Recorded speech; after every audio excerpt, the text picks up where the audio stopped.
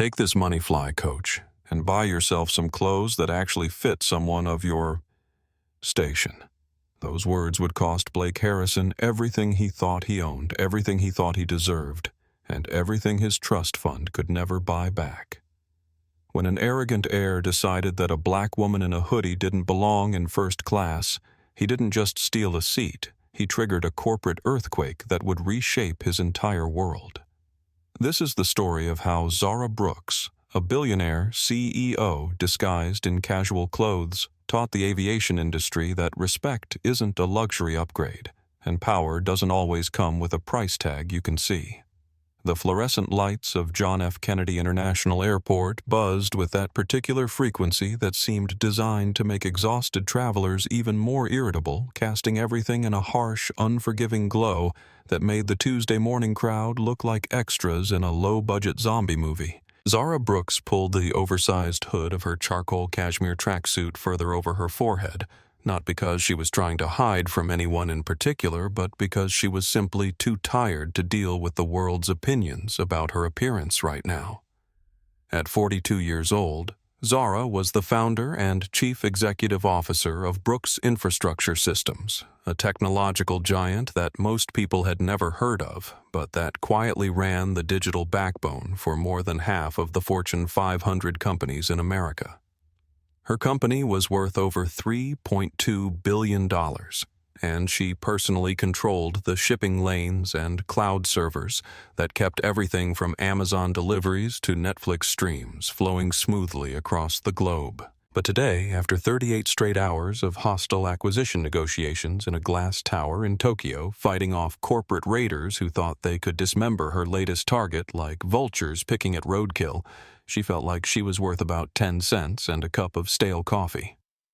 Her phone buzzed constantly in her pocket with updates from her team in San Francisco, messages about quarterly projections and integration timelines, but she ignored them all.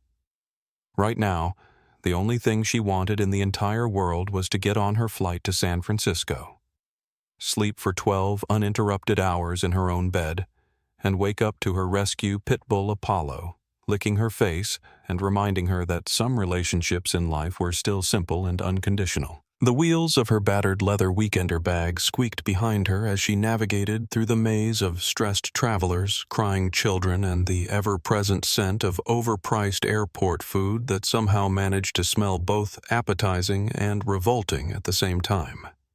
The bag looked like it had survived several wars, which, considering Zara's travel schedule over the past decade of building her empire, it practically had. She'd carried that same bag through boardroom battles in Dubai, server farm inspections in Iceland, and emergency crisis meetings in London, and she wouldn't trade it for any of the pristine luxury luggage that other executives dragged around like status symbols. Brooks Infrastructure Systems had a corporate account with Skyline Airways that generated approximately $4.8 million in revenue for the airline every single year, making them one of the carrier's most valuable business clients. Zara personally held a Global Services 5 IP status that was supposed to guarantee her the kind of treatment that airlines usually reserved for foreign dignitaries and A-list celebrities.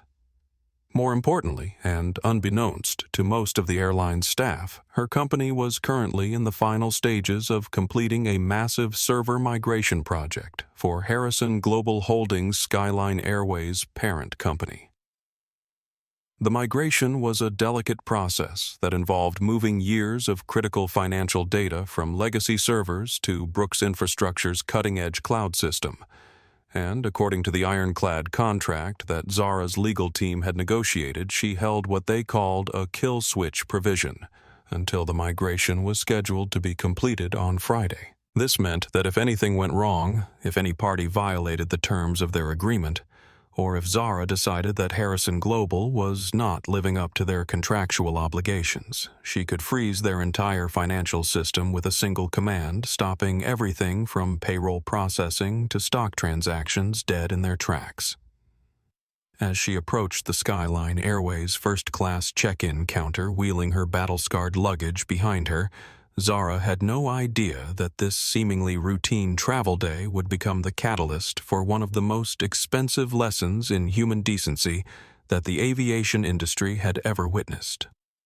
The Skyline Airways first-class check-in area was designed to make wealthy passengers feel important and exclusive with its gleaming white marble counters, fresh orchids in crystal vases, and soft classical music playing from hidden speakers that cost more than most people's annual salaries. The agents working behind those pristine counters were trained to recognize wealth and status at a glance, to read the subtle signals that separated the truly elite from the merely affluent, and to adjust their level of service accordingly.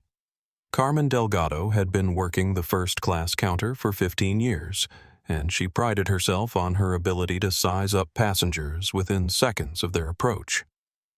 She could spot a fake designer handbag from 50 feet away, could distinguish between inherited wealth and new money based on nothing more than posture and pronunciation, and she had developed an almost supernatural ability to identify the passengers who would complain to corporate if they didn't receive the level of attention they felt they deserved. When she looked up from her computer screen and saw Zara approaching, Carmen's eyes performed a quick practiced assessment that took in every detail of the woman's appearance like a security scanner evaluating a potential threat. The comfortable sneakers suggested someone who walked places instead of being chauffeured.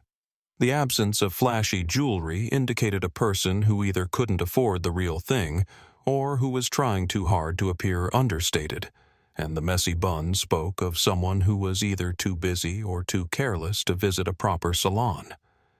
What Carmen's expert eye failed to see was the woman who had rung the opening bell at the New York Stock Exchange 3 months earlier, the entrepreneur who had been featured on the cover of Forbes magazine for revolutionizing cloud infrastructure, or the business leader who had personally negotiated billion-dollar deals with technology companies that Carmen used every single day. Next, Carmen called out her voice, carrying that particular tone of professional courtesy that barely concealed her assumption that this passenger was probably lost and looking for the economy check-in area. Zara stepped up to the counter and slid her passport across the pristine white surface, the leather cover worn smooth from years of international travel. "Good morning," she said, her voice carrying the kind of calm authority that comes from years of commanding boardrooms full of people who thought they were smarter than everyone else in the room. "I'm checking in for Flight 294 to San Francisco." Carmen picked up the passport with the tips of her fingers, as if the document might somehow contaminate her perfectly manicured nails, and tapped those same fingernails against the marble counter in an irritated staccato rhythm that spoke volumes about her level of annoyance. "This is the priority lane, ma'am," she said, her voice dripping with that sickly sweet customer service tone that somehow managed to make the word ma'am sound like an insult. "Economy check-in is around the corner near the sliding doors by the food court." Zara didn't blink, didn't flinch, and didn't show any of the frustration that was starting to build in her chest like pressure in a steam engine. She had dealt with this particular brand of casual racism more times than she cared to count in boardrooms and conference halls and airport lounges around the world, and she had learned long ago that the best response was always calm, professional persistence. "I know where I am," she replied, her voice steady and measured. "I'm flying first class." "Seat 1A. Carmen's eyebrows shot up so high they practically disappeared into her hairline, and she paused in her nail-tapping to stare at Zara with the kind of expression usually reserved for people who had just claimed to be secret agents or lottery winners. "Seat 1. A," she repeated slowly, as if the words needed to be processed through some kind of mental translation software. "That's a full-fare first-class ticket. Are you absolutely certain you're at the correct airline?" "Check your computer," Carmen Zara said, reading the name tag and allowing just a hint of steel to creep into her voice, the same tone she used when dealing with corporate executives who thought they could intimidate her with bluster and legal threats. Carmen sighed dramatically, a theatrical exhale that seemed designed to communicate just how much trouble this passenger was causing her, and reluctantly turned to her computer terminal. She typed Zara's name into the system with the kind of aggressive keystrokes that suggested she was hoping the computer would somehow prove her assumptions correct and make this problem go away. The screen flashed gold and Carmen's face twitched as she read the information displayed before her. VIP Global Services status. Platinum member for 7 consecutive years. Do not move, downgrade, or reassign under any circumstances. The computer was essentially screaming at her that this passenger was airline royalty, the kind of customer whose comfort and satisfaction were supposed to be the staff's top priority. But her unconscious bias was telling her that this woman in the hoodie and sneakers was somehow gaming the system. Boarding begins in approximately 2 hours at Gate 42. Carmen said, ripping the boarding pass from the printer with unnecessary force, as if the paper had personally offended her. The Sovereign Lounge is to your right, though. I should mention it's quite full today with the weather delays. She slid the boarding pass across the counter without making eye contact, without offering the usual pleasantries about enjoying the flight or thanking Zara for her business, and without any of the small courtesies that were supposed to make first-class passengers feel valued and appreciated. Zara took the boarding pass and studied Carmen's face for a moment, filing away the interaction in the same mental folder where she kept track of market fluctuations and competitive intelligence, irritating information that might become relevant later but not important enough to derail her immediate plans. "Thank you," she said simply, and turned toward the security checkpoint. She moved through the TSA pre-check line efficiently, her status as a trusted traveler allowing her to keep her shoes on and her laptop in her bag, and once through security, she headed directly for the Skyline Airways Sovereign Lounge.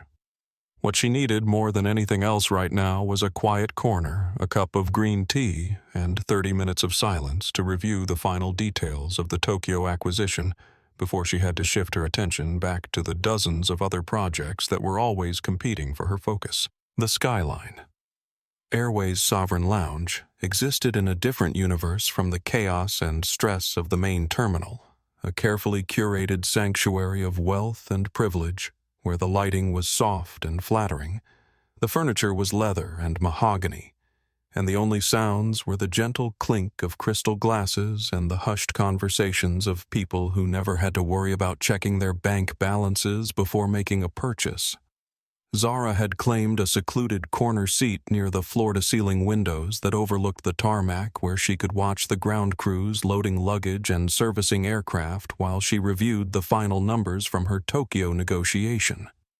The acquisition had been a complete success, adding another cutting-edge semiconductor manufacturer to her portfolio and strengthening her company's position in the global technology supply chain.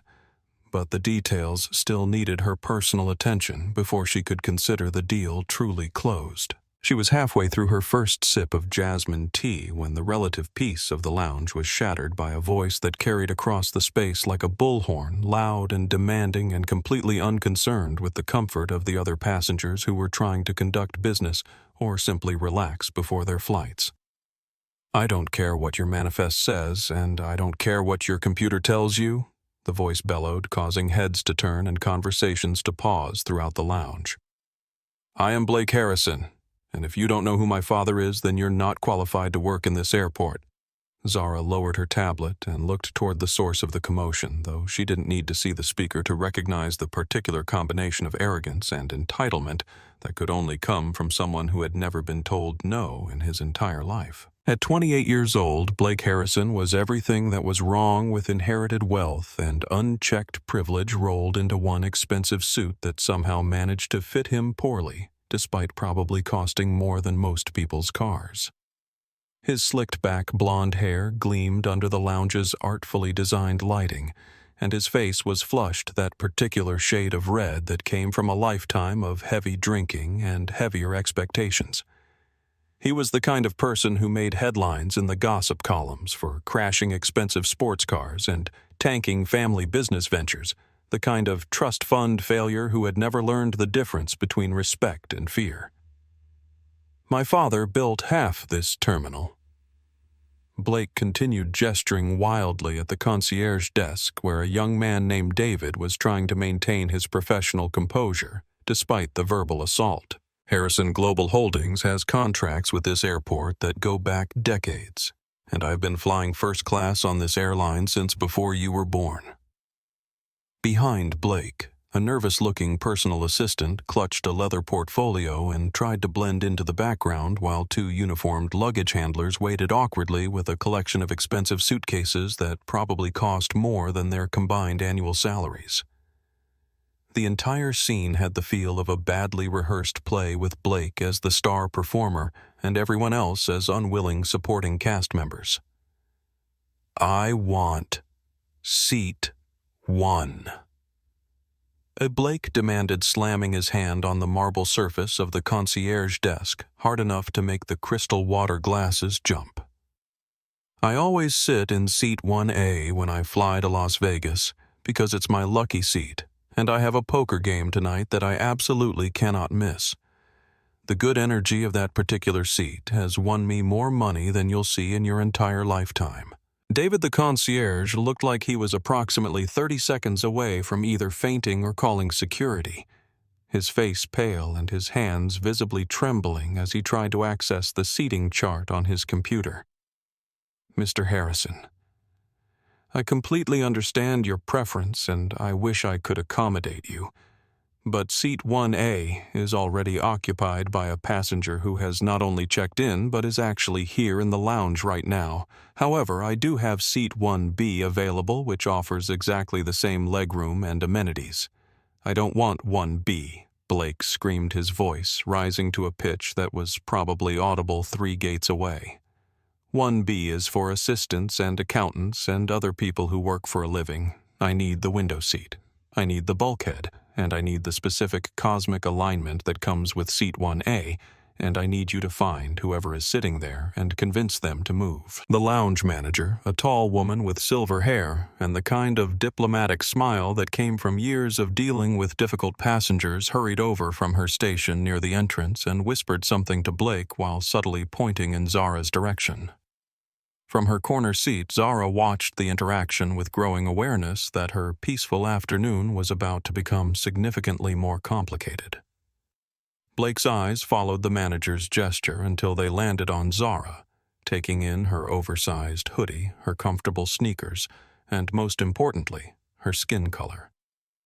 A slow, ugly grin spread across his face, like oil spreading across water, and Zara knew with absolute certainty that she was about to become the target of the kind of casual racism that wealthy white people sometimes mistook for clever humor. "That's who has my seat?" Blake asked, his voice loud enough for half the lounge to hear him clearly. "Are you seriously telling me that the janitorial staff is flying first class now? What's next? Are we going to start giving priority boarding to the people who clean the toilets?" Zara slowly closed her tablet and set it on the small table beside her teacup, her movements deliberate and controlled. She didn't stand up, didn't raise her voice, and didn't give Blake the satisfaction of seeing any emotion on her face. Instead, she simply watched him approach her corner of the lounge, his Italian leather shoes clicking aggressively against the marble floor like the countdown of a timer that was about to expire.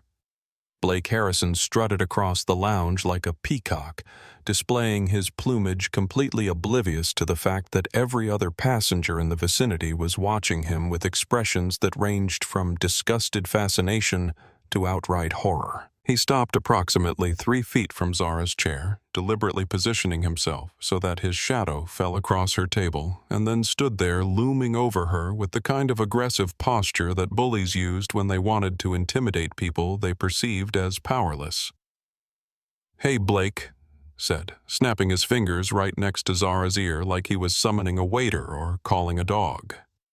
"You. Wake up. I need to talk to you." Zara looked up from her tablet with an expression that revealed absolutely nothing about what she was thinking or feeling. Her face a perfect mask of professional composure that had been forged in countless high-stakes negotiations where showing weakness could cost millions of dollars. "Can I help you with something?" she asked, her voice carrying the kind of calm authority that made smart people take a step back and reconsider their approach. Blake, unfortunately, had never been accused of being particularly smart. He reached into the inside pocket of his tailored jacket and pulled out a thick roll of cash, hundreds and fifties, bound together with a gold money clip that probably cost more than most people's monthly rent. The sight of the money caused a ripple of murmurs throughout the lounge as other passengers realized they were about to witness something that would either be hilariously entertaining or deeply disturbing. "Look, sweetheart," Blake said, his voice dripping with the kind of condescending sweetness that made grown women want to commit violence. "I don't know how you managed to scam your way into a first-class seat today. Maybe it was some kind of employee lottery. Maybe it was one of those affirmative action charity programs. Maybe somebody made a computer error, and honestly, I don't really care about the details." He peeled off 5 crisp $100 bills from his roll, holding them up like playing cards so that Zara could see exactly how much money he was offering her. The bills were new enough that they made a satisfying crinkling sound as he fanned them out, and Blake clearly enjoyed the theatrical effect of displaying his wealth in such an obvious and vulgar manner. $500 cash right here, right now," Blake announced, dropping the bills onto the small table next to Zara's teacup. One of the hundreds landed directly in her jasmine tea, immediately beginning to absorb the liquid and turn a soggy green color. "Take this money. Go find yourself a nice seat in coach where you can stretch out and be comfortable with people more like yourself, and use whatever's left over to buy yourself some clothes that actually fit someone of your station." The lounge had gone completely silent except for the soft jazz music playing from the hidden speakers, and Zara could feel dozens of eyes watching her reaction to what was possibly the most publicly humiliating offer she had ever received. She looked down at the wet $100 bill floating in her tea like a lily pad, then back up at Blake's flushed, expectant face. "My name is Zara Brooks," she said calmly, her voice carrying clearly through the silence. "And I paid full price for seat 1A because I have chronic back problems that require the extra legroom and support that comes with the bulkhead window seat. I am not interested in your money, and I am not moving from the seat that I reserved, paid for, and confirmed 3 weeks ago." Blake's face went through several color changes, starting at his usual ruddy pink and progressing through various shades of red until it reached a deep purple that suggested his blood pressure had just spiked to dangerous levels. He stared at Zara as if she had just spoken to him in a foreign language, completely unable to process the fact that someone he had categorized as inferior was actually refusing his generous offer. "Excuse me," Blake sputtered, his voice rising to a pitch that probably set off car alarms in the parking garage. "Do you have any idea who you're talking to? Do you think I'm negotiating with you? I just offered you more money than you probably see in 6 months, and you're sitting there acting like you're doing me a favor by even listening." Zara reached over and delicately picked up the soggy $100 bill between 2 fingers, holding it away from herself as if it were contaminated with something unpleasant. She dropped it onto the floor next to Blake's expensive shoes, where it landed with a wet splat that seemed to echo through the silent lounge. "I don't need your charity," Zara said, her voice never rising above conversational level, but somehow carrying more authority than Blake's shouting, "and I certainly don't need your money. What I need is for you to step away from my table, stop blocking my view of the tarmac, and learn some basic manners before you interact with other human beings in public spaces." The silence that followed her words was the kind of profound quiet that usually preceded natural disasters, and Blake stood there opening and closing his mouth like a fish that had been pulled out of water. No one had ever spoken to him like that in his entire privileged life, and he simply didn't have the emotional vocabulary to process what had just happened. "You're making a huge mistake," Blake finally managed to say, his voice shaking with the kind of rage that came from having his entire worldview challenged by someone he had dismissed as irrelevant. "You think because you scraped together enough frequent flyer miles for an upgrade that makes you one of us. You think you belong in the same space as people who actually matter?" He leaned closer to her chair, invading her personal space in a way that was clearly designed to intimidate her. "You're nothing," he hissed, his voice low and venomous. You're absolutely nothing, and by the time I'm finished with you, you'll wish you had taken my money and crawled back to whatever hole you came from."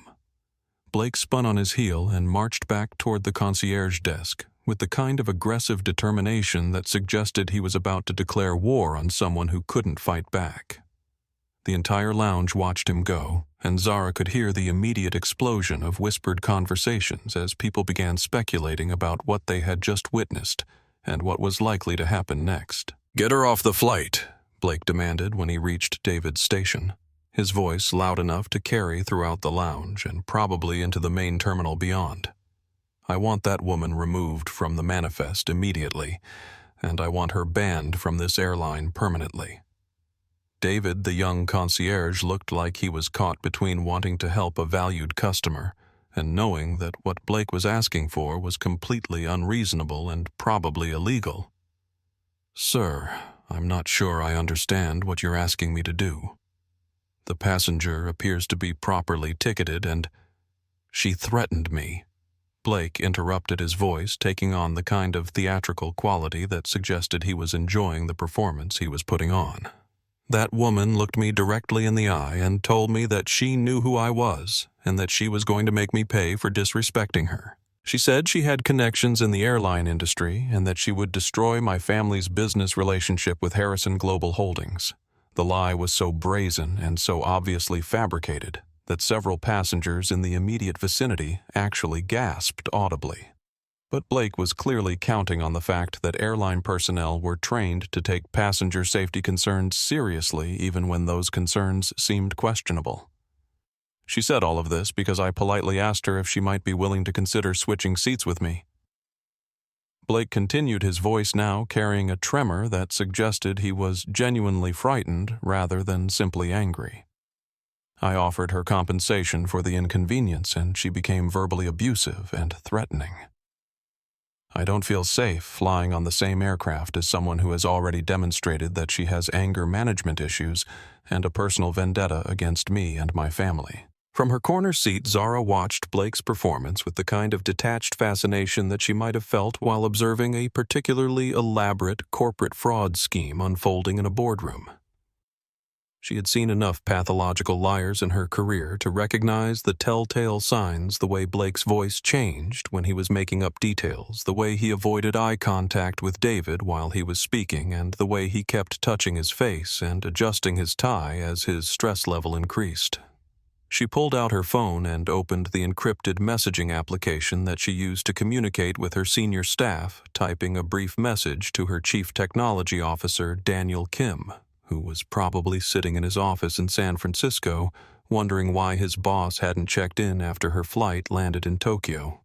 "Ready the kill switch for the Harrison Global Holdings account," she typed, her fingers moving quickly across the screen. "Stand by for further instructions, but do not execute anything until I give you the explicit command." Daniel's response came back within seconds because he was the kind of person who kept his phone within arm's reach 24 hours a day, and who understood that when Zara sent urgent messages, they required immediate attention. "Kill switch armed and ready. Current system status shows all Harrison Global financial transfers scheduled for normal processing. Do you want me to isolate their liquidity management protocols?" "Not yet," Zara replied. "Just maintain the ability to freeze everything if necessary. I'll explain the situation when I have more time, but right now I need to know that we have complete control over their cash flow if this situation escalates." She locked her phone and slipped it back into her bag, then settled back in her chair to watch Blake continue his performance for the increasingly uncomfortable lounge staff. She wasn't planning to use the kill switch unless she absolutely had to, because she was fundamentally a businesswoman who believed in solving problems through negotiation and professional pressure rather than scorched earth tactics. But she also believed in being prepared for every possible scenario, and if Blake Harrison wanted to play games with her livelihood and her dignity, she wanted to make sure she held all the best cards. The lounge manager had joined the conversation at David's desk, and Zara could see them reviewing something on a computer screen, while Blake gestured dramatically and spoke in increasingly animated tones. Other passengers were now openly staring at the confrontation, and several people had their phones out, possibly recording the incident for social media or simply documenting what appeared to be developing into a significant disturbance. "I want airport security. Called immediately," Blake was saying, his voice rising again as he realized that the airline staff weren't immediately capitulating to his demands.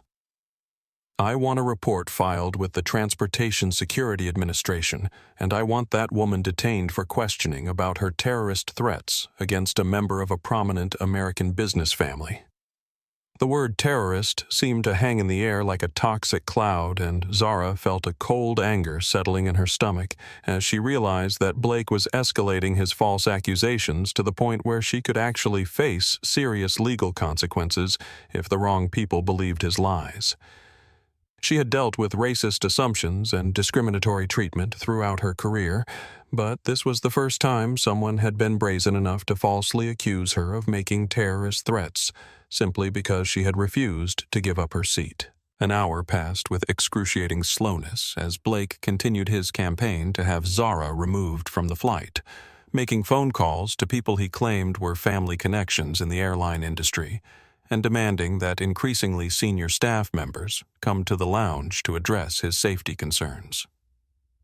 During this time, Zara finished her tea, completed her review of the Tokyo acquisition documents, and responded to several emails from clients who had no idea that their trusted technology partner was currently sitting in an airport lounge being accused of terrorism by a trust fund brat with anger management issues. When the boarding announcement finally came over the lounge's speakers, Zara gathered her belongings with the same calm efficiency that she brought to every aspect of her professional life. She had dealt with difficult people and unreasonable situations before, and she had learned that the best strategy was usually to maintain her dignity, document everything that happened, and let the consequences sort themselves out through proper channels. She walked to gate 42 with her head held high and her shoulders straight, pulling her battle-scarred leather weekender behind her and ignoring the stares and whispers from other passengers who had either witnessed the lounge confrontation or heard about it through the kind of airport gossip network that could spread news faster than social media. The gate area was crowded with delayed passengers from other flights, families with small children, who were clearly exhausted from hours of waiting, and business travelers who were frantically rescheduling meetings and conference calls on their phones. The boarding process was running behind schedule because of the weather delays, and the gate agents looked like they were barely holding it together under the pressure of dealing with hundreds of frustrated people who just wanted to get home. When Zara finally reached the front of the priority boarding line and handed her boarding pass to the gate agent, the scanner beeped with an angry red error tone that seemed to cut through all the background noise like a fire alarm. The agent, whose name tag identified her as Monica, frowned at her computer screen and tried scanning the pass again with the same result.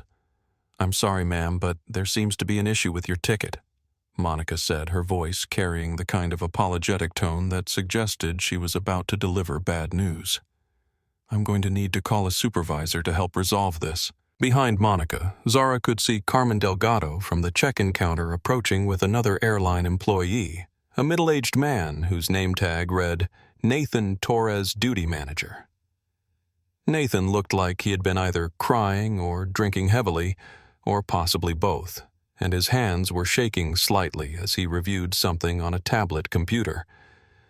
Ms. Brooks, Carmen said, and Zara noticed that the fake friendliness from their earlier interaction had been replaced by something that looked suspiciously like vindictive satisfaction. "There appears to have been a problem with your payment method that wasn't caught during the initial check-in process. Our fraud detection system has flagged your credit card for suspicious activity, and we've been forced to void your first-class reservation." Zara felt her jaw tighten as she realized what was happening, but her voice remained perfectly level when she responded. "Suspicious activity," she repeated. "I used my corporate American Express Black Card, which has a credit limit that exceeds this airport's annual operating budget. Exactly what kind of suspicious activity are you suggesting?"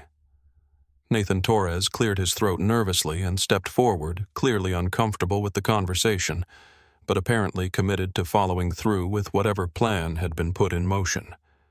The system automatically flags any charges that seem inconsistent with the cardholder's historical spending patterns, he said, not quite able to make eye contact with Zara.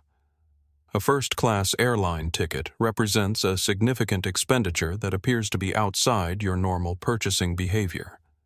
The explanation was so ridiculous and so obviously fabricated that Zara almost laughed, but she managed to keep her expression neutral as she processed the implications of what was happening. Blake Harrison had somehow convinced these airline employees to manipulate their computer systems to manufacture a justification for removing her from her seat, and they were all apparently willing to go along with the fraud because they believed his version of events over hers. "We've been able to accommodate you with a seat in our main cabin," Carmen continued, her voice taking on that sickly sweet customer service tone that Zara was beginning to hate with a passion. "Seat 34E, which is a middle seat in the last row of the aircraft near the lavatories. It's the only available seat remaining on the flight, so you can either accept this accommodation or forfeit your ticket entirely and rebook on a different day." Behind them, Zara could see Blake Harrison walking down the jet bridge toward the aircraft, pausing to look back at her with a smug grin that made it clear he was enjoying her humiliation. He caught her eye and winked, then called out loudly enough for everyone in the gate area to hear him. "Have a wonderful flight. Try not to cause any more trouble for the hard-working people who are just trying to do their jobs." Zara looked at Carmen and Nathan, both of whom were clearly waiting for her to either accept their insulting offer or storm away in frustration, giving them the satisfaction of knowing they had successfully put her in her place. She thought about her options. She could demand to speak to more senior management. She could threaten legal action. She could call her own lawyers and turn this into a federal civil rights case, or she could do something much more creative. "I need to get to San Francisco for an important board meeting tomorrow morning," Zara said finally, her voice carrying a dangerous edge that should have warned them they were making a terrible mistake. "If I don't make this flight, there will be consequences that you cannot possibly imagine or prepare for." Carmen actually laughed, a sharp, mean sound that echoed through the gate area. "Sweetheart, the only consequence here is that you might miss the beverage service if you don't get on this plane right now. Take the seat we're offering you or find another airline." Zara took the new boarding pass from Nathan's trembling hand, looking down at the seat assignment 34E middle seat last row. She wasn't taking it because she was surrendering to their bullying tactics, and she wasn't accepting their discrimination because she had no other choice. She was taking that seat because she needed to be on the aircraft when Blake Harrison's world came crashing down around him, and she wanted to look him in the eye when he finally understood exactly who he had decided to mess with. Fine, Zara said, her voice carrying a promise that none of them were smart enough to recognize. "I'll take 34E." The Airbus A321 aircraft stretched out before Zara like a steel tube designed by someone who had never actually met a human being, with seats crammed together so tightly that even average-sized passengers had to perform contortionist acts to fit comfortably. As she made her way down the narrow aisle toward the back of the plane, dragging her weekender bag behind her and trying to ignore the stares and whispers from other passengers who had clearly heard about the gate incident, she could feel the air quality deteriorating with each step away from the first-class cabin. The air conditioning system in the rear section of the aircraft was functioning poorly, if at all, leaving the cabin stifling and oppressive in a way that made every breath feel like work. The recycled air carried the mingled scents of stale coffee, overpriced airplane food, and the particular brand of stress-induced perspiration that came from being trapped in a metal tube 30,000 feet above the ground with nowhere to escape. Seat 34E was exactly as advertised, a middle seat wedged between two other passengers in the very last row of the aircraft, directly in front of the lavatories, where a steady stream of people would be lining up throughout the 6-hour flight. To Zara's left sat Arthur Higgins, a heavy-set man in his 50s, whose name she learned during an awkward elbow collision as they both tried to claim the shared armrest at the same time. Arthur had apparently eaten something heavily seasoned with onions for lunch, and the smell seemed to radiate from his pores like a noxious cloud that no amount of recirculated air could disperse. To her right was Sarah Jenkins, a young mother who looked like she hadn't slept in approximately 6 months, and was currently bouncing a screaming toddler on her knee while trying to dig through an enormous diaper bag for something that would stop the child's crying. The baby, whose name appeared to be Leo, based on Sarah's increasingly desperate attempts to soothe him, had developed an ear infection during the flight delays, and was expressing his discomfort in a series of wails that seemed designed to test the structural integrity of the aircraft's windows. Zara settled into her narrow seat and tried to find a position that wouldn't aggravate her chronic back problems, but the seat had clearly been designed by engineers who believed that human comfort was an unnecessary luxury. The cushions were thin and unsupportive. The recline function appeared to be broken, and the tray table was so small that it could barely accommodate a paperback book, much less a laptop or tablet. As the plane pushed back from the gate and began its taxi toward the runway, Zara pulled out her phone and opened the secure messaging app that allowed her to communicate with her technology team through encrypted channels that were immune to interception or surveillance. The aircraft was equipped with satellite-based Wi-Fi service, which was ironic since the connectivity was provided through infrastructure that Brooks Infrastructure Systems had helped design and implement. She typed a brief message to Daniel Kim: flight status update needed. I'm currently aboard Skyline Airways Flight 294, experiencing discrimination and harassment from airline staff and passengers. May need to implement contingency protocols depending on how this situation develops. Daniel's response came back within minutes. Understood. I've been monitoring news feeds and social media for any mention of your name or company. Nothing yet, but I'll keep watching. Do you need me to activate any of our corporate protection protocols? Not yet, Zara replied. But I want you to pull up all the technical documentation for the Harrison Global Holdings server migration project. Specifically, I need you to locate the financial transfer sequences that are scheduled to execute this afternoon. 2 hours into the flight, the beverage cart finally made its appearance in the coach section, pushed by a flight attendant whose name tag identified her as Melissa Rodriguez. Melissa had been cheerful and attentive when Zara observed her serving passengers in the premium sections of the aircraft, engaging in friendly conversation and offering multiple beverage options with genuine enthusiasm. But as she reached the back rows where the economy passengers sat, her demeanor changed, dramatically transforming from hospitality professional to someone who clearly viewed this part of her job as an unpleasant chore that had to be endured. Beverage, Melissa asked when she reached Zara's row, her voice flat and disinterested as she stared at the overhead compartment, rather than making eye contact with any of the passengers. I'd like a sparkling water with lime. Please, Zara said politely, and if you have any pretzels or crackers available, I'd appreciate something to snack on since I missed lunch due to the flight delays. Melissa let out an audible sigh that suggested Zara had just asked her to perform brain surgery, and she shook her head with theatrical exasperation. We're completely out of sparkling water and we don't have any snack items left. I can offer you tap water from the galley and maybe a bag of peanuts if I dig around and see what's left.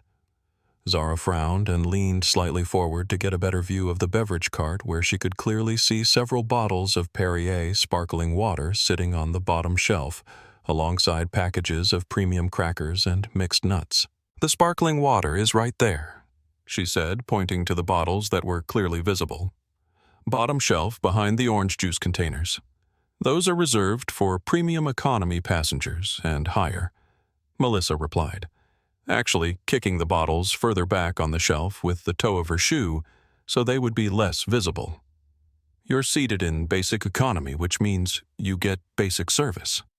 It's against company policy for me to provide premium beverages to passengers who haven't paid for premium seats. I paid full fare for a first-class seat, Zara said, her voice tightening with the effort of maintaining her composure. I was involuntarily downgraded due to what your colleagues claimed was a payment processing error, but I should still be entitled to the service level that I originally purchased. And I think you're holding up the beverage service for the other passengers who have been waiting patiently for their drinks." Melissa snapped back, pouring lukewarm tap water into a plastic cup that was barely half full and slamming it down on Zara's tray table hard enough to splash water over the rim and onto the sleeve of her cashmere hoodie. Zara stared at the plastic cup with its measly portion of tepid water and felt something cold and angry settling in her chest like a block of ice. She was a billionaire CEO who employed more than 15,000 people worldwide, whose technology infrastructure kept entire industries running smoothly, and who had personally negotiated deals that affected global supply chains and financial markets. But right now, she was being treated like a second-class citizen by a flight attendant who was apparently enjoying the opportunity to exercise petty authority over someone she perceived as powerless. She took a deep breath and began counting backward from 10, reminding herself that she owned the servers that processed this woman's paychecks, that her company controlled the communication systems that kept this airline's operations functioning, and that in approximately 3 hours, she was going to demonstrate exactly what real power looked like. Just as Zara was using napkins from the seat back pocket to wipe the spilled water from her sleeve, the curtain that separated the economy section from the premium cabins parted like theater drapes, and Blake Harrison emerged with the kind of theatrical flourish that suggested he was making a grand entrance rather than simply walking to the lavatory. He wasn't just stretching his legs or taking a bathroom break, though. This was clearly a deliberate expedition to the back of the plane, a victory lap designed to gawk at the passengers who couldn't afford first-class accommodations and to gloat about his success in getting Zara removed from what he considered his rightful place in the social hierarchy of air travel. Blake held a crystal flute of champagne in one hand and what appeared to be a linen napkin in the other, and as he made his way down the narrow aisle, he made a point of bumping into passengers' shoulders and elbows, while offering the kind of insincere apologies that were clearly meant to draw attention to his presence rather than to actually express remorse for his clumsiness. When he reached row 34, Blake stopped directly beside Zara's seat and leaned his arm on the top of the seat in front of her, deliberately invading her personal space in a way that was designed to make her feel trapped and uncomfortable. The smell of expensive alcohol wafted from him like cologne, and his eyes had the slightly unfocused look of someone who had been drinking steadily for the past several hours. "Pretty cozy back here, isn't it?" Blake said with a grin that revealed teeth so white and perfect they could only have been achieved through extensive and expensive dental work. "I have to say Seat 1A has been absolutely fantastic for this flight. The reclining feature is incredible, the legroom is spectacular, and I think I'm going to get at least 3 solid hours of sleep before we land in San Francisco." Arthur Higgins, the man seated next to Zara, woke up with a loud snort that suggested he had been deep in alcohol-induced slumber. He looked around in confusion for a moment before his eyes focused on Blake's champagne flute, and his face lit up with the kind of hopeful expression that suggested he was about to ask for something he probably couldn't afford. "Excuse me, sir," Arthur said, his voice carrying just a hint of desperation. "I don't suppose you could spare one of those for a fellow traveler who's had a really rough day." Blake laughed a sharp, mean sound that seemed to echo through the cramped cabin space, and he held the champagne flute slightly higher, as if to emphasize that it was completely out of Arthur's reach. "This vintage Dom Perignon is reserved for passengers who actually belong in the premium cabin," he said, his voice loud enough for several rows of passengers to hear clearly. "People who work for a living can get their drinks from the beverage cart like everyone else." He turned his attention back to Zara, who had been watching the interaction with the kind of calm analytical focus that she usually brought to hostile corporate negotiations. "You know, I've been thinking about our little conversation in the lounge." Blake continued, his voice taking on a tone of mock concern that was somehow more insulting than outright hostility. "You really do have that angry, bitter look that some people get when life doesn't turn out the way they expected it to. You should try smiling more often. It might help you get better treatment from airline staff and other service professionals." Zara turned her head slowly until she was looking directly into Blake's bloodshot eyes, her expression completely neutral and unreadable. "Mr. Harrison," she said, her voice carrying the kind of quiet authority that made smart people reconsider their life choices. "You are currently standing in the aisle during an illuminated seatbelt sign which violates federal aviation regulations. I suggest you return to your seat before you injure yourself or cause a safety incident that could result in legal liability for both you and the airline." Blake's face flushed an even deeper shade of red, and his voice rose to a volume that was probably audible throughout the entire aircraft. "Is that a threat?" he demanded, looking around at the other passengers as if he were performing for an audience. "Did everyone hear that? She just threatened me again, just like she did in the lounge.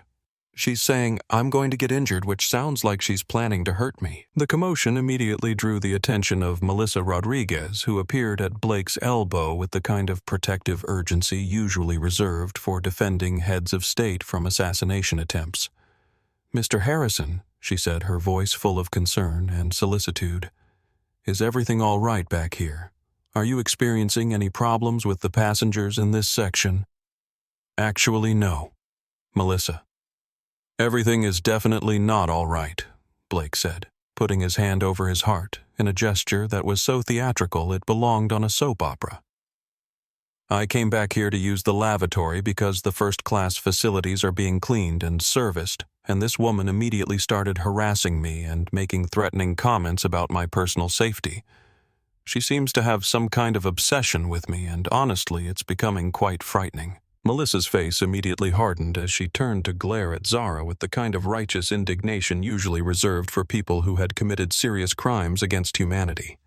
"Ma'am," she said, her voice cold and authoritative, "if you say one more word to Mr. Harrison, if you even look in his direction, I will have the captain radio ahead to law enforcement and have you arrested the moment we land in San Francisco. Do you understand me?" He approached me. Zara pointed out her voice, remaining perfectly calm despite the absurdity of the situation. "I was sitting quietly in my assigned seat when he walked back here and initiated this entire interaction. He is the one who is harassing me, not the other way around. Sir, please allow me to escort you back to the first-class cabin where you'll be safe and comfortable," Melissa said to Blake, completely ignoring Zara's explanation and actually placing a protective hand on Blake's arm as if she were shielding him from a dangerous criminal. "I'll bring you another bottle of Dom Perignon, and we'll make sure that you're not disturbed by any more unpleasant incidents during the remainder of the flight." Blake looked down at Zara one final time, his expression mixing triumph and contempt in a way that made it clear he believed he had won some kind of decisive victory. "Enjoy those complimentary peanuts, sweetie," he said, with a smirk that revealed exactly how much pleasure he was taking from her humiliation.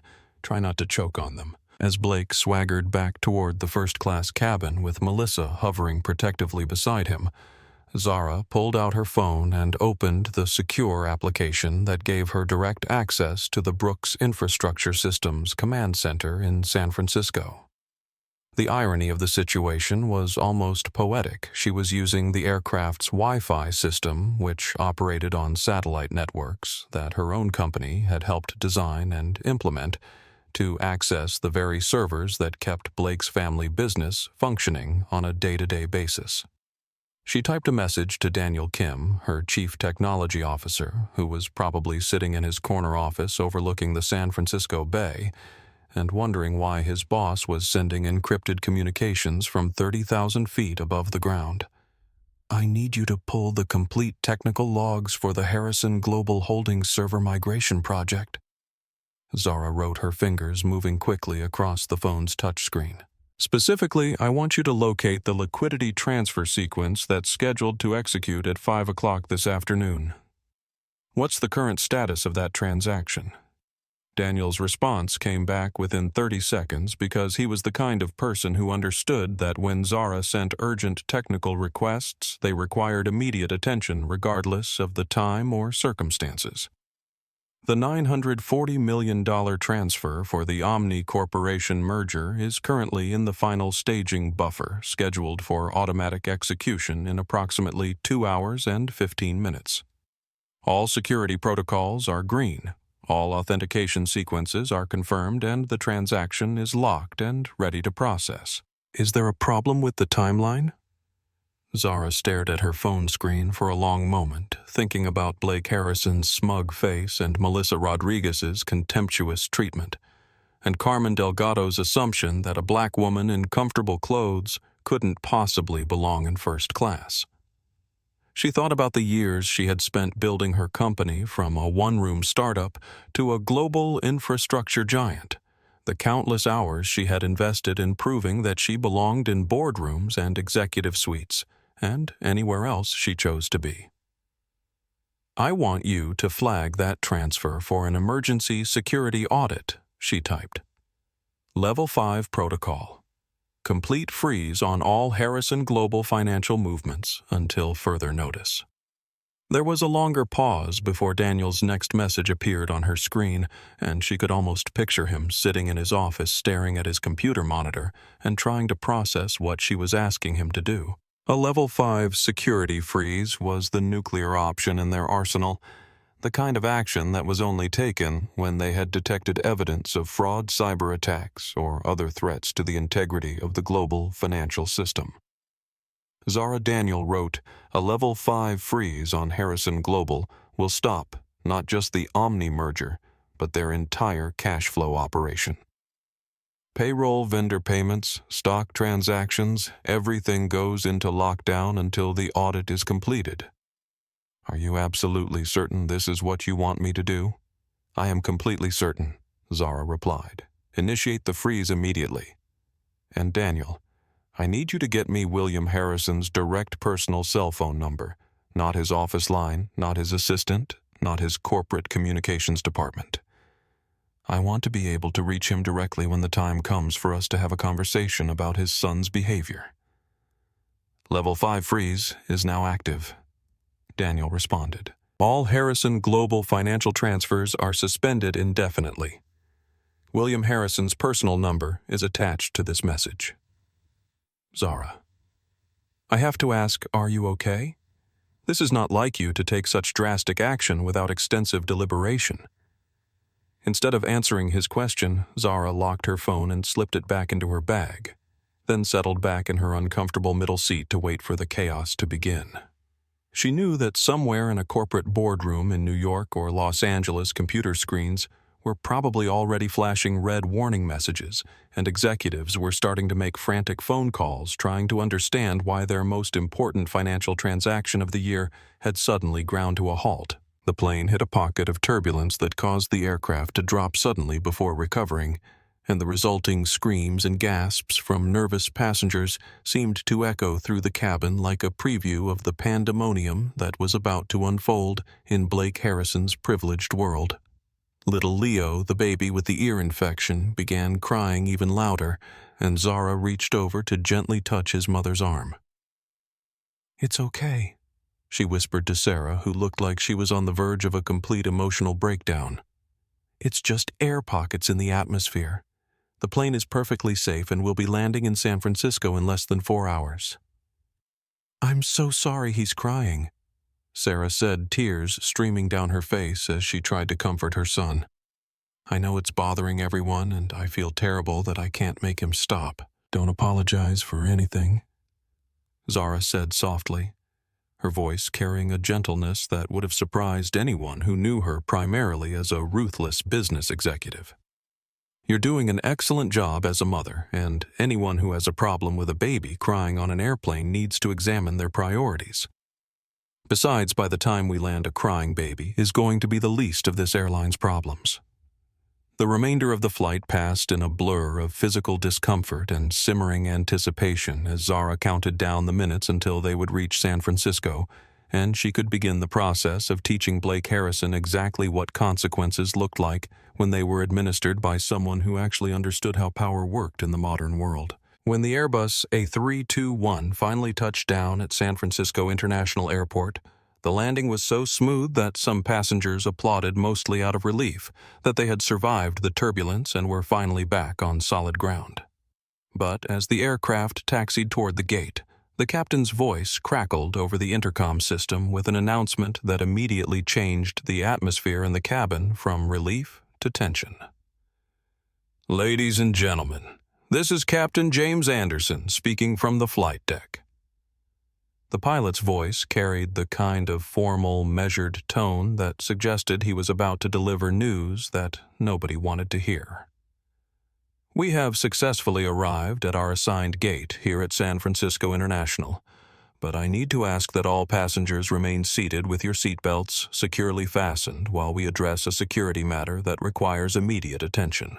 A murmur of confused concern rippled through the cabin as passengers began looking around at each other, trying to figure out who or what might represent a security threat serious enough to delay the deplaning process. Zara knew exactly what was happening, but she remained perfectly calm in her seat, watching through her window as ground crew members prepared to service the aircraft. Airport police will be boarding the aircraft momentarily to escort a passenger off the plane. Captain Anderson continued, his voice carrying just enough authority to discourage questions or protests from the other travelers. "For the safety and security of all passengers and crew members, please remain in your seats until this matter has been resolved and we receive clearance to begin normal deplaning procedures." The main cabin door opened with a pneumatic hiss, and two officers from the San Francisco Police Department stepped aboard, their faces grim and professional, as they were immediately met by Melissa Rodriguez, who began speaking to them in urgent, animated tones, while pointing dramatically toward the back of the aircraft where Zara sat quietly in her middle seat. "Row 34 seat, E," Melissa announced loudly enough for half the plane to hear her.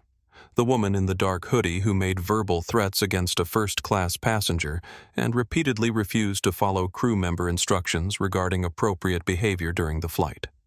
The two officers, whose name tags identified them as Officer Davis and Officer Chen, began walking down the narrow aisle with the kind of deliberate authority that made other passengers automatically shrink back against their seats to clear a path. Every head turned to follow their progress, and dozens of phones appeared as people began recording what they clearly expected to be a dramatic arrest. When they reached row 34, Officer Davis positioned himself directly in front of Zara's seat and looked down at her with the stern expression that police officers used when they wanted to establish dominance and control over a potentially dangerous situation. "Ma'am, I need you to stand up immediately and come with us," he commanded, his voice carrying the kind of non-negotiable authority that suggested arguing would only make things worse. "You're being detained for questioning regarding allegations of interference with flight crew operations and making threatening statements toward other passengers." Arthur Higgins, who had been dozing fitfully for most of the flight, was now wide awake and looking around in bewilderment as he tried to understand what was happening in the seat next to him. "Officers, I think there's been some kind of mistake," he said, his voice shaking slightly. "This lady hasn't done anything wrong. She's been sitting here quietly for the entire flight, and the only person who was causing any kind of disturbance was that drunk guy from first class who kept coming back here to bother her. Sir, we're going to need you to remain quiet while we handle this situation," Officer Chen said firmly, his hand moving instinctively toward the equipment on his duty belt. "Ma'am, stand up now. Keep your hands where we can see them, and do not reach for anything in your bag or pockets."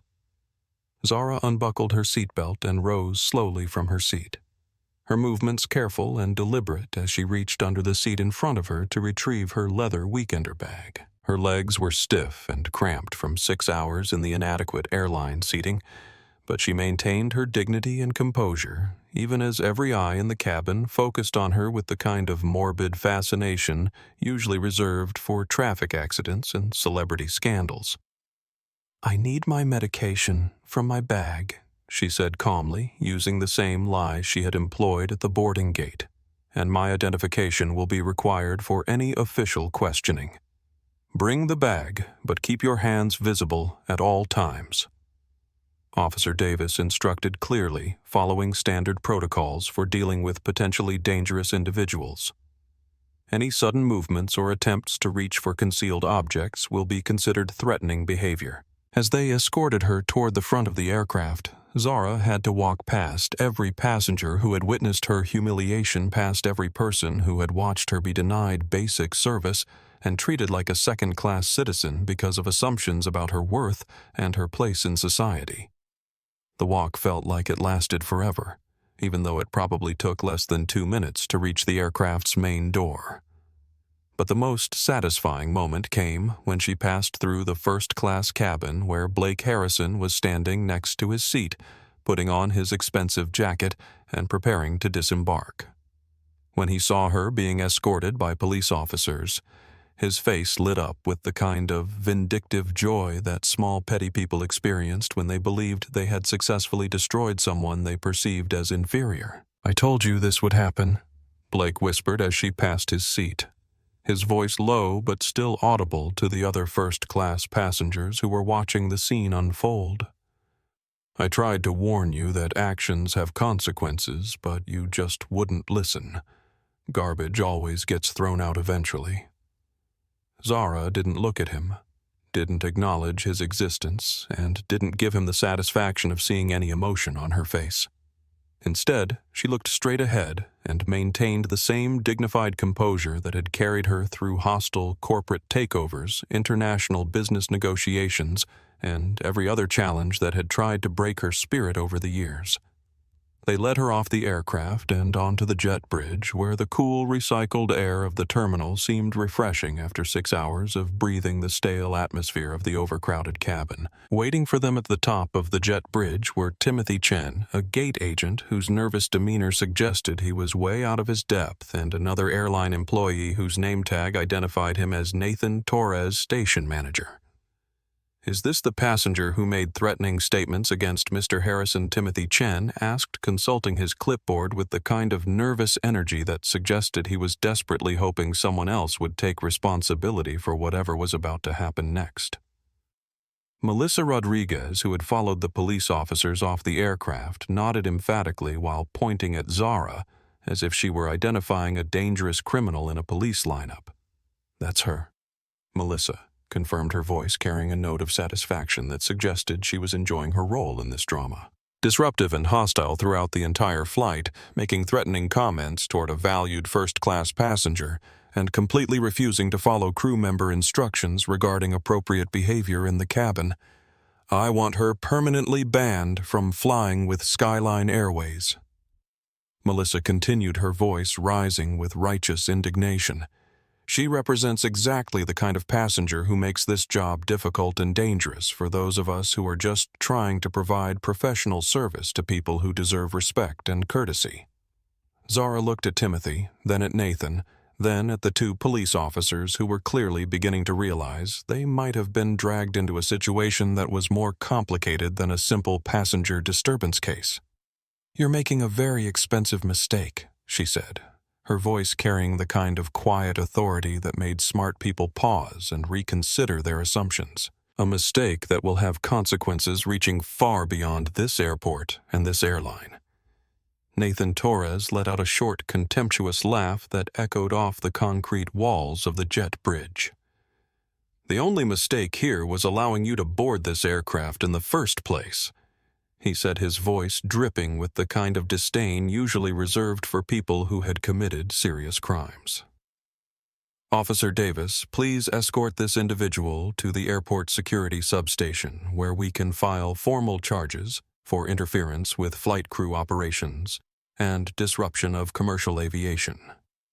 "Wait," Zara said, holding up one hand in a gesture that somehow managed to command attention despite her current circumstances. "Before you take me anywhere, before you file any charges, before you make this situation infinitely worse for yourselves and everyone involved, I have one simple suggestion that could save all of you a tremendous amount of embarrassment and legal liability." "What kind of suggestion?" Officer Chen asked, his professional instincts apparently telling him that something about this situation wasn't quite adding up the way it had initially appeared. "Check the news," Zara said simply.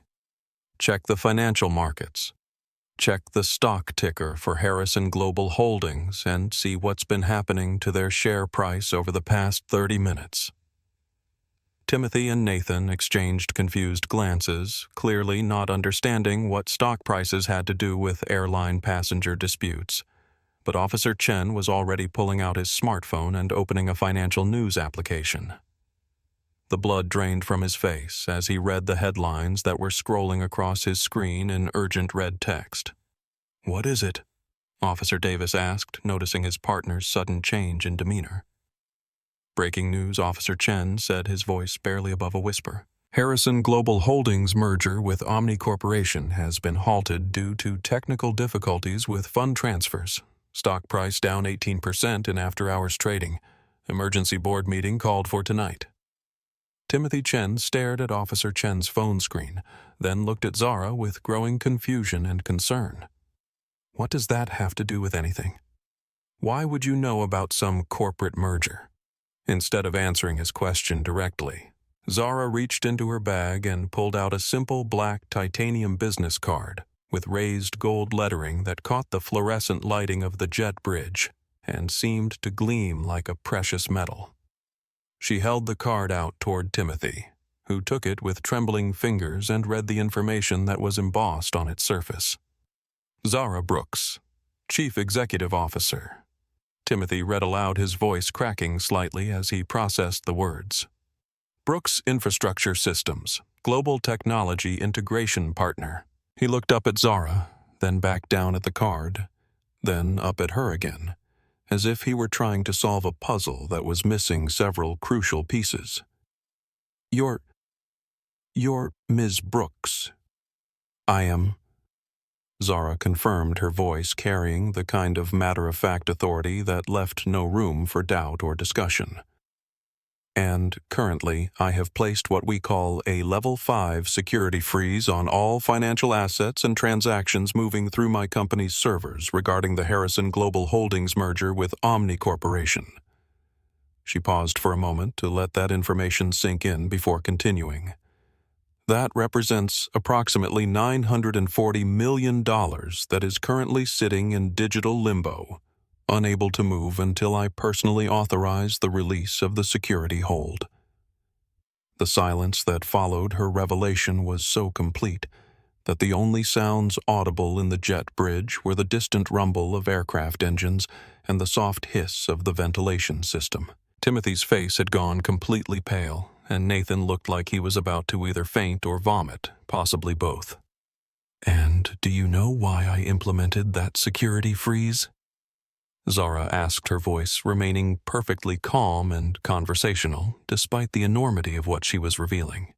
"Because Blake Harrison demanded that I give up my paid first-class seat so he could sit there instead, and because your airline staff chose to support his discriminatory demands rather than honor the ticket that I purchased in good faith." Timothy's radio suddenly exploded with static and urgent voices cutting through the tense silence like an alarm bell. "Station Manager Chen. Station Manager Chen. Please respond immediately to the white courtesy phone at Gate 42. We have emergency communications from corporate headquarters that require your immediate attention." Nathan grabbed the radio from Timothy's nerveless fingers, his hands shaking as he pressed the talk button. "This is Station Manager Torres responding. What's the nature of the emergency? Sir, we need you at the courtesy phone right now." The voice on the radio was sharp with panic and urgency. "We have the regional vice president, the chief operating officer, and someone from the legal department all trying to reach you simultaneously about a passenger incident that apparently involves a $900 million business transaction." Just then, Blake Harrison emerged from the jet bridge looking supremely satisfied with himself and clearly expecting to see Zara being led away in handcuffs. He paused when he saw the group of people standing around, looking shell-shocked, and his expression shifted from triumph to confusion as he tried to understand why nobody seemed to be celebrating his victory. Why isn't she in custody? Yet Blake demanded, his voice carrying the petulant tone of a child who had been promised a toy and was now being told he couldn't have it. "Officers, I specifically requested that this woman be arrested for making terrorist threats against me and my family. Timothy Nathan, I expect you to do your jobs and ensure that criminals are properly prosecuted." Timothy ignored Blake completely, which was probably the first time in Blake's entire life that an airline employee had failed to immediately cater to his demands. Instead, Timothy was staring at his phone, which had started vibrating incessantly with incoming calls from numbers he recognized as belonging to senior executives who only contacted station managers when something had gone catastrophically wrong. "Mr. Harrison," Zara said, turning to face Blake directly for the first time since the confrontation had begun, "I believe your father is trying to reach me right now." She pulled out her phone and held it up so everyone could see the name displayed on the incoming call screen. William Harrison, with a phone number that clearly belonged to a high-level corporate executive rather than a standard business line. Blake's jaw dropped open as he stared at the phone, unable to process how this woman he had dismissed as irrelevant could possibly have his father's direct personal number. That's impossible," Blake stammered, his voice cracking like a teenager going through puberty. "You don't know my father. You're lying about everything just like you lied about being able to afford a first-class seat. Your father and I have never met personally," Zara said calmly as she swiped to answer the call and put it on speakerphone. "But Brooks Infrastructure Systems has several active contracts with Harrison Global Holdings, including the server migration project that's currently preventing his merger from proceeding as scheduled." William Harrison's voice exploded from the phone speaker with a volume and intensity that made several people jump backwards. "Zara, Ms. Brooks, thank God I was able to reach you directly. I have my chief financial officer telling me that our entire liquidity management system is frozen. Our merger funds are stuck in some kind of security audit, and our stock price is dropping like a stone." What the hell is going on? The panic in William's voice was unmistakable, and Zara could hear other voices shouting in the background as what sounded like an entire boardroom full of executives tried to manage a crisis that was rapidly spiraling out of control. "Hello, William," Zara said, her voice maintaining its calm, professional tone despite the chaos that was apparently unfolding on the other end of the phone call. "I'm currently standing at Gate 42 of San Francisco International Airport, where I'm being detained by police officers who were called because I was allegedly making terrorist threats against passengers and crew members." Terrorist threats. William's voice rose even higher, if that was possible. "Who the hell called the police on you? What happened? Why would anyone think you were making threats?" "The police were called by your son," Zara said, allowing a note of steel to creep into her voice. "Blake Harrison demanded that I be removed from seat 1A, a seat that I paid for and was assigned 3 weeks ago because he wanted it for what he called good luck in tonight's poker game. When I declined to give up my seat, your airline staff forced me into a middle seat in economy class and then allowed Blake to file false accusations against me." The silence on the other end of the phone lasted so long that for a moment everyone wondered if the call had been disconnected. When William finally spoke again, his voice had dropped to a dangerous whisper that was somehow more terrifying than his earlier shouting. "Blake," he said, and the single word carried more menace than most people could pack into an entire sentence. "Blake, are you there? Are you anywhere near this conversation?" Blake stepped forward, hesitantly, his face now completely drained of color and his hands visibly shaking as he realized that his father was about to learn exactly what he had done. Dad, listen to me. You don't understand what really happened. She was dressed like a homeless person and she was sitting in first class, acting like she belonged there. I was just trying to help the airline maintain proper standards in their premium cabin." "Shut up," William said, his voice cutting through Blake's explanation like a blade through paper. "Do not say another word. Do you have any idea what you've just done? Do you understand who Miss Brooks is and what her company does for us? I don't care who she claims to be," Blake said, his voice rising with desperation as he sensed that the situation was slipping completely out of his control. "She threatened me. She said she was going to destroy our family business. She's probably some kind of con artist who's trying to extort money from us. She controls our entire technological backbone, you absolute moron." William screamed, his voice distorting through the phone speaker. "She holds the keys to every server, every database, every financial transaction that keeps our company operational. And you decided to humiliate her because you wanted a window seat." Officer Davis and Officer Chen had backed away from the group, clearly recognizing that they were witnessing a family business crisis that was way above their pay grade and probably outside their jurisdiction. Timothy Chen was frantically trying to answer his constantly ringing phone, while Nathan Torres stood frozen in place like a deer caught in headlights. Zara Williams said, his voice now pleading and desperate. "Please, I'm begging you. I apologize on behalf of my family, my company, and this entire airline. I will personally ensure that everyone involved in this incident faces appropriate consequences. Just please tell me what you want us to do to make this right." Zara looked at her watch, a vintage Cartier timepiece that had belonged to her grandmother and that she wore to every important business meeting as a reminder of where she had come from and how far she had traveled. "William, it's currently 4:45 in the afternoon. Your merger is scheduled to complete at 5 o'clock, which gives us exactly 15 minutes to resolve this situation." "What do you want?" William asked, his voice cracking with stress. "I'll give you anything. I'll fire everyone involved. I'll personally apologize in every newspaper in the country. Just please don't let my son's stupidity destroy everything my family has built over 3 generations."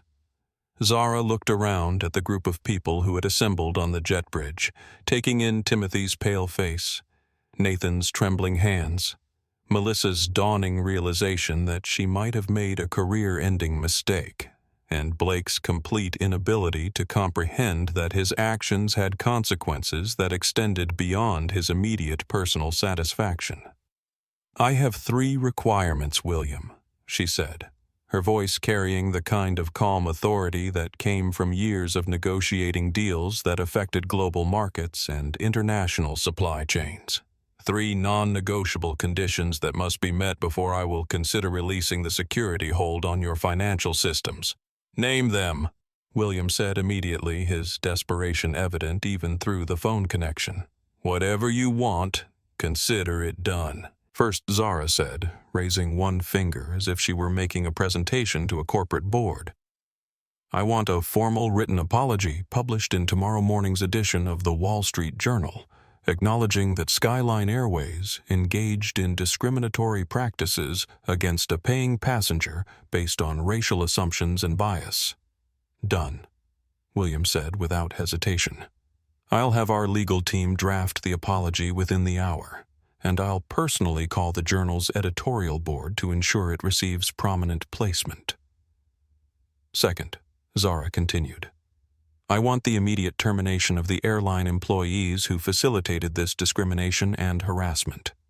Specifically Carmen Delgado from the JFK check-in counter, Nathan Torres and Timothy Chen here at SFO, and Melissa Rodriguez, the flight attendant who denied me basic service and then lied to police officers about my behavior." "No." Melissa wailed, her professional composure finally cracking completely.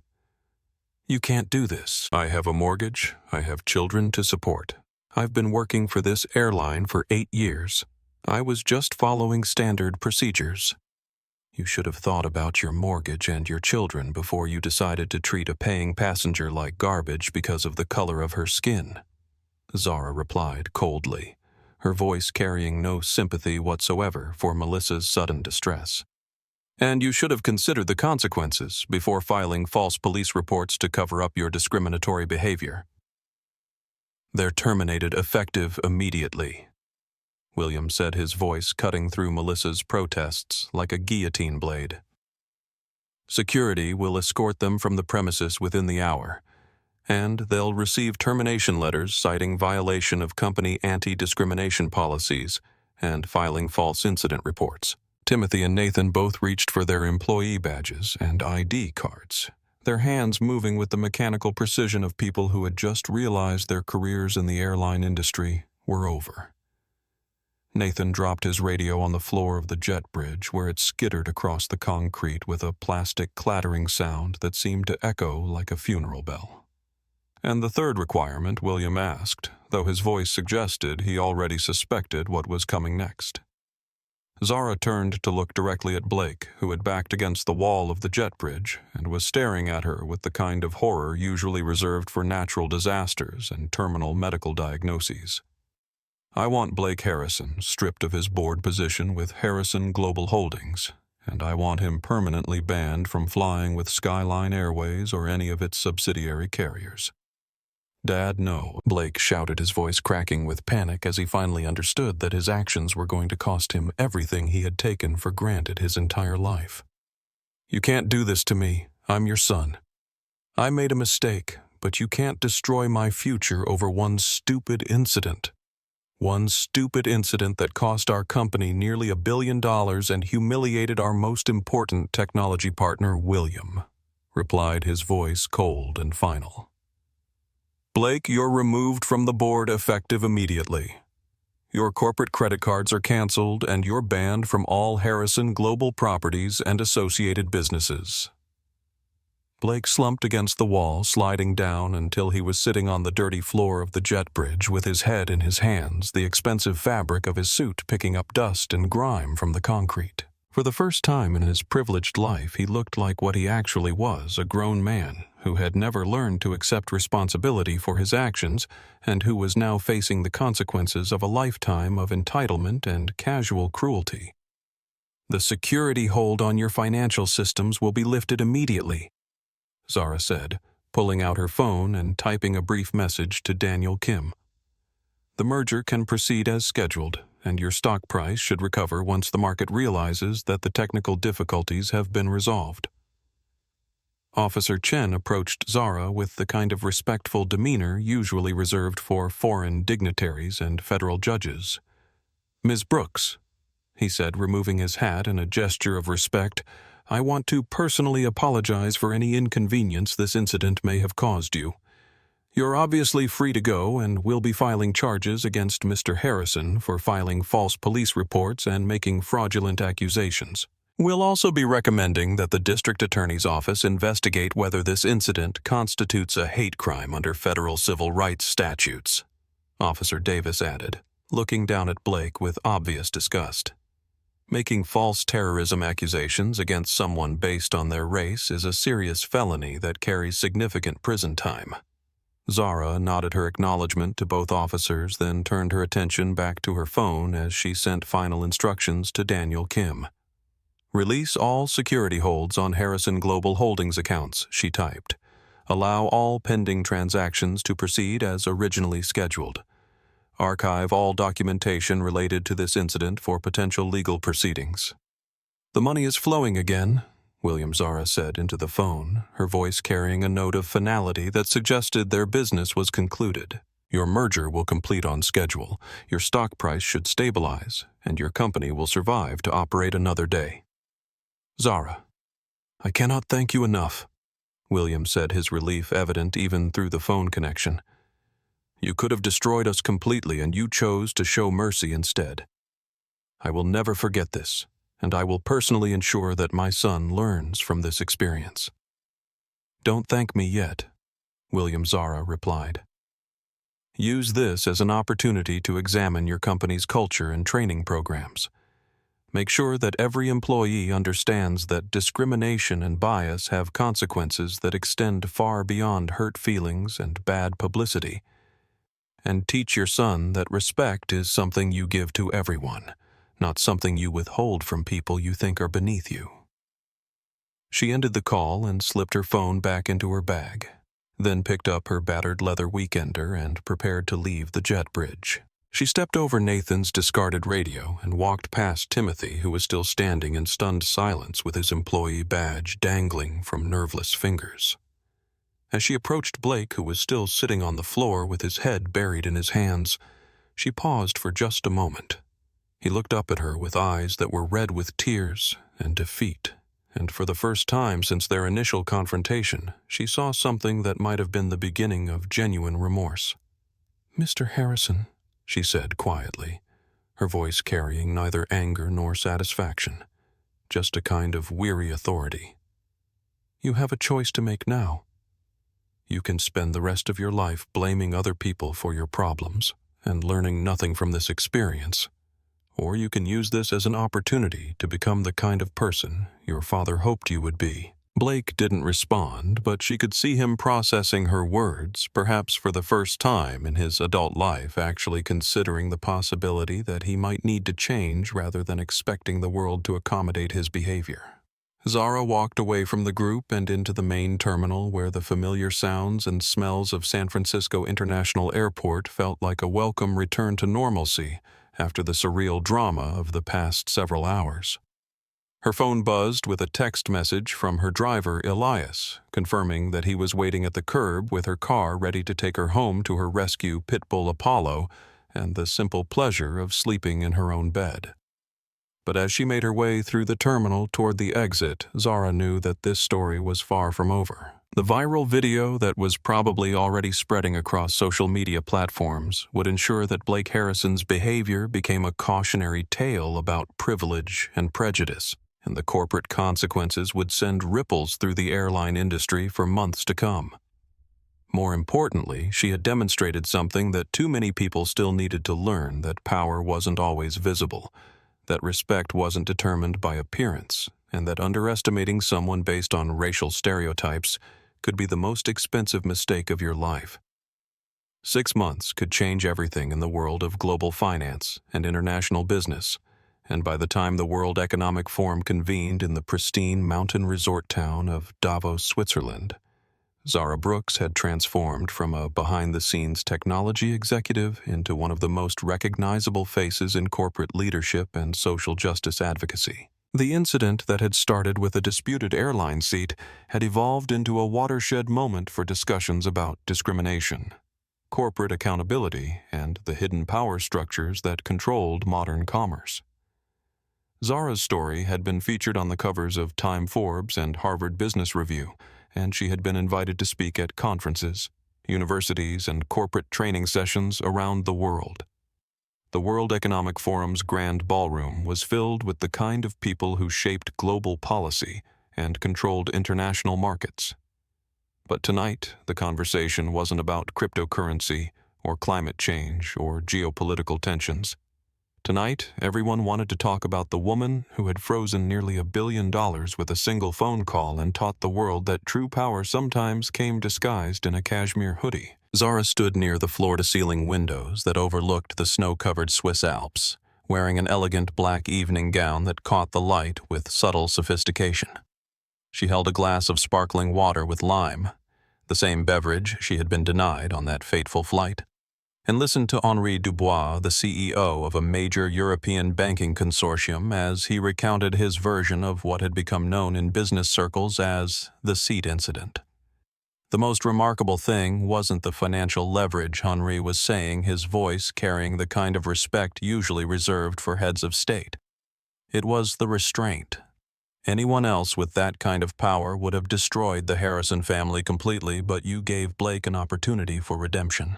Through the crowd, Zara could see the catering staff moving efficiently through the ballroom, clearing tables and refilling glasses with the kind of practiced invisibility that came from years of serving wealthy clients at high-profile events.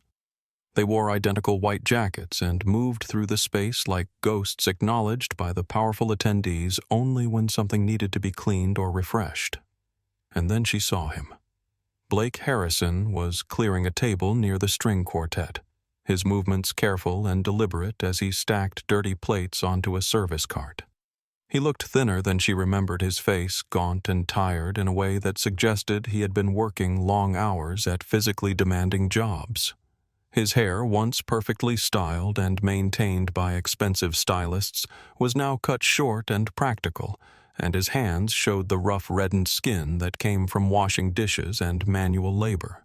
He was completely focused on his work, keeping his head down and his eyes fixed on the task at hand, moving with the kind of nervous energy that came from knowing that any mistake could cost him his job. When he turned to place a glass on his cart, he nearly bumped into Zara, who had approached his station while he was distracted. "Oh, my apologies," Madame Blake said automatically, the words of a trained service worker who had learned to apologize first and ask questions later. Then he looked up, and his eyes met hers, and the color drained from his face so completely that Zara thought he might collapse right there on the polished marble floor. The heavy tray in his hands began to rattle as his muscles lost their strength, and he took a stumbling step backward until his back hit the edge of the table behind him. "Miss Brooks," he whispered, his voice barely audible over the ambient noise of the gala.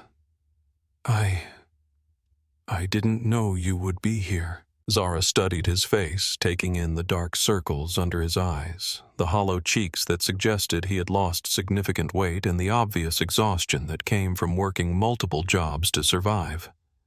"Blake," she said quietly, her voice carrying no anger or satisfaction, just a kind of clinical observation. "You're a long way from seat 1A. Blake swallowed hard, his Adam's apple bobbing as he tried to find words to respond to her statement. "I'm working," he said, finally clutching the serving tray like a shield between them. This is an honest job. I've been doing catering work for 3 months now, and before that I was washing dishes in a restaurant in Geneva. Your father cut you off completely." Zara observed, though it was more of a statement than a question. Blake let out a short, bitter laugh that carried no humor whatsoever. He told the board that I was a liability to the company's reputation, and that I needed to learn what it meant to earn my place in the world through hard work rather than inheritance. He said, his voice cracking slightly with the memory of that conversation. He gave me $500 and a one-way ticket to Europe and told me not to come back until I could prove that I understood the value of treating every human being with basic dignity and respect. Zara reached into her small evening clutch and pulled out a simple business card, but this one was different from the black titanium cards she usually carried for business networking. This card was cream-colored and modest, with plain black lettering that identified it as belonging to the Brooks Foundation, a charitable organization that focused on job training and education programs for underserved communities. "Put down the tray, Blake," she said gently. "I can't," he replied, his voice shaking. "If my supervisor sees me talking to guests instead of working, I'll lose this job, and I can't afford to lose another job. It took me 2 months to find this position." "Put it down," Zara repeated, and something in her tone convinced him to slowly lower the heavy tray onto the table behind him. She held out the business card, and Blake stared at it as if it might explode in his hands. "This is the contact information for a job training program that my foundation operates in Chicago," she explained. "We work with young people from disadvantaged backgrounds, teaching them aircraft maintenance and ground crew operations at major airports around the country." Blake took the card with trembling fingers, turning it over as if looking for hidden clauses or conditions. You're offering me a job?" he asked, his voice filled with disbelief. "I'm offering you an interview for a position as a maintenance trainee," Zara corrected firmly. "The job pays $15 an hour, which is barely above minimum wage. You'll be cleaning aircraft interiors, emptying waste tanks, and scrubbing floors for 10 hours a day, 6 days a week. You'll work alongside people who have never had trust funds or private tutors or family connections to smooth their path through life." She stepped closer, lowering her voice so that only he could hear her next words. "If you want to learn what respect actually means, Blake, you start at the bottom. Not the fake bottom of serving canapes to wealthy people at charity galas, but the actual bottom, where the work is hard and dirty, and nobody applauds you for doing it correctly." Blake stared at the card as if it were a lifeline thrown to a drowning man.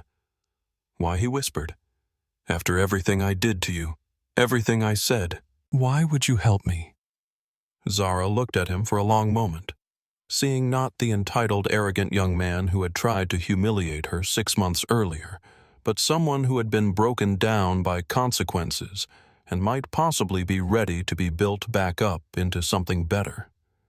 Because unlike you 6 months ago, she said quietly, I don't believe that people are disposable. I believe that everyone has the potential to grow and change and become better than they were yesterday. Right now, you're what we call a distressed asset, worth almost nothing but with the possibility of becoming valuable if the right kind of work is invested in your development. She turned to walk away, then paused and looked back at him one final time. If you survive a year in that hangar, if you learn how to work alongside people you once would have dismissed as beneath your notice, if you can prove that you've developed some understanding of what it means to treat every human being with basic respect, regardless of their bank balance, then maybe you'll be worth something again. Maybe you'll become the kind of person who deserves a second chance. Standing on the snow-covered balcony of the Swiss resort, breathing the thin mountain air that seemed to clear her mind and settle her spirit, Zara understood that the true measure of power wasn't the ability to destroy your enemies, but the wisdom to transform destruction into education. Blake Harrison would spend the next year learning what it meant to be invisible, to have your worth questioned by strangers who saw only a uniform instead of a human being. Not because she wanted revenge against someone who had hurt her, but because some lessons about human dignity could only be learned through the humility that came from genuine hard work and real consequences. The viral video of their original confrontation had sparked a movement that reached far beyond airline discrimination, inspiring congressional hearings on corporate accountability and resulting in new federal legislation that required bias training and passenger protection protocols across the entire transportation industry. The Brooks Foundation had received millions in donations from people who wanted to support educational programs that promoted equality and understanding, and Zara had used that money to create opportunities for young people who might otherwise never have access to career training in technical fields. As the snow fell softly on the alpine peaks outside her window, Zara smiled with the satisfaction of knowing that she had done more than simply freeze a bank account or humiliate someone who had tried to humiliate her. She had proven that when you treat another human being as less than worthy of basic respect, you might discover that they hold the power to teach you what true humanity actually means. The greatest victory wasn't in Blake Harrison's downfall. It was in his potential redemption, one honest day's work at a time, and in the knowledge that change was possible for anyone willing to do the hard work of examining their own prejudices and growing beyond them. If this story of corporate justice and personal transformation resonated with you, please hit that like button to help our channel reach more people who need to hear this message about the power of dignity, respect, and consequences. Subscribe to our channel and ring that notification bell so you never miss stories about ordinary people doing extraordinary things when they refuse to be treated as less than human. What would you have done in Zara's position? Would you have offered Blake a second chance? Or would you have let him face the full consequences of his actions without any possibility of redemption? Share your thoughts in the comments below. And thank you for watching this powerful reminder that true strength comes not from tearing others down, but from lifting them up when they've learned to lift themselves.